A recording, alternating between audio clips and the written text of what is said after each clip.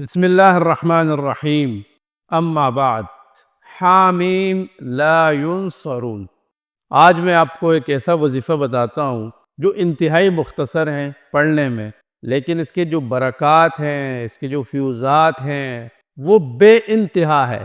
اس کو اس تھوڑے سے وقت میں بیان کرنا مشکل ہو جائے گا۔ آپ کسی مصیبت میں ہیں یا بہت سارے مصائب میں آپ مبتلا ہیں، مشکلات درپیش ہیں، دشمن کا خوف ہے، چاہے وہ دشمن آپ کا ذاتی دشمنی ہو یا وہ آپ کے دین اسلام کا دشمن ہو یا وہ آپ کے ملک کا دشمن ہو، اس دشمن سے حفاظت کے لیے یہ عمل بہترین ہے۔ کوئی آپ کے ساتھ بری نیت سے پیش آ رہے ہیں اور اس کی نیت بری ہے آپ کے لیے، وہ آپ کو نقصان پہنچانا چاہتے ہیں، وہ آپ کو تکلیف پہنچانا چاہتے ہیں اور وہ آپ سے بلا وجہ کی دشمنی رکھتے ہیں، ان سے بھی اس میں حفاظت ہے۔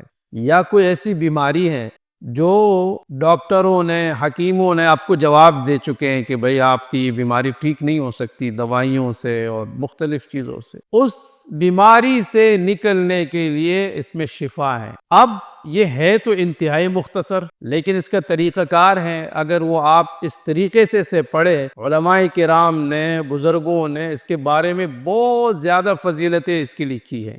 حامیم لا ینصرون، یہ مشکل بھی نہیں ہے۔ آپ کے بچوں کے رشتے نہیں ہو رہے، آپ کے بیٹے کا رشتہ نہیں ہو رہا، اچھا رشتہ نہیں ہو رہا، آپ اس کے لیے بھی پڑھ سکتے ہیں۔ آپ کی بیٹیاں ہیں، ان کے کوئی اچھے رشتے نہیں آ رہے، آپ اس کے لیے بھی پڑھ سکتے ہیں۔ آپ اب کوئی بچیاں یا بچے ایسے ہیں کہ ان کو کوئی پسندیدہ رشتہ ہے جو ٹھیک ہے، وہ اس کے لیے بھی پڑھ سکتے ہیں۔ لیکن یہ ایک بات یاد رکھیے گا کہ وظائف سے پہلے ان دو چیزوں کا خیال ہو۔ ایک یہ کہ یقین اللہ کی ذات پر کہ میرا جو بھی مسئلہ ہے یہ اللہ جل جلالہ اپنے حکم سے حل فرمائیں گے۔ کوئی بھی مسئلہ ہو، کوئی بھی مشکل ہو، جب تک اللہ کا حکم نہیں ہوگا آپ کا وہ مسئلہ حل نہیں ہو سکتا۔ اور مسائل، مشکلات، بیماریاں، ان سب چیزوں کو دور کرنے والی ذات اللہ کی ہے۔ دوسری چیز کہ جو آپ کے ٹارگٹ ہیں، جو آپ کا مقصد ہے، وہ ٹھیک ہونا چاہیے۔ آپ کسی غلط مقصد کے لیے، کسی غلط ٹارگٹ کے لیے اسے پڑھیں گے تو کوئی افاقہ، کوئی فائدہ اور کوئی آپ کا مسئلہ حل نہیں ہو سکتا۔ اب اس کے طریقہ کار میں آپ کو بتا دوں